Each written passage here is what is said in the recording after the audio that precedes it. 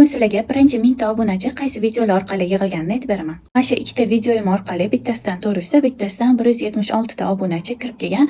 Buni sababi bu profil yangi ochilgan bo'lsa ham, bu videolarni men 100 ming ta prosmotrdan oshiq bo'lgan azuchkalarga qo'yganman. Ya'ni Instagram algoritmi bu videolarni qaysi auditoriyaga ko'rsatishi va qaysi auditoriya orqali ko'tarilishini yaxshi biladi. O'shaning uchun ham obunachilaringiz ko'paygan sari siz videolaringiz topga chiqishi ham osonroq bo'ladi, chunki allaqachon sizni Instagram algoritmi o'rganib bo'lgan bo'ladi. Bu videolarimizni bittasidan 61 ta, bittasidan 46 ta obunachi kelgan. Sababi bu avtorskiy video bo'lsa ham, ozuchka hamma taraflari o'zimizning shaxsiy bo'lsa ham, yangi ochilgan akkaunt bo'lsa ham, hayotga juda ham yaqin, realniy voqealar bo'lganligi uchun bu video katta prosmotr olib, tez ko'tarilgan va o'sha katta prosmotr orqasidan shuncha obunachi olib kelgan. Bu profil shunchaki mikro akkaunt bo'lib qolib ketishini xohlamayman. Millionta obunachisi bor akkaunt bo'lish uchun qo'limdan kelgancha harakat qilaman. Har bitta tajribamni dars sifatida bo'lajak blogerlar uchun qoldirib o'tib ketaman.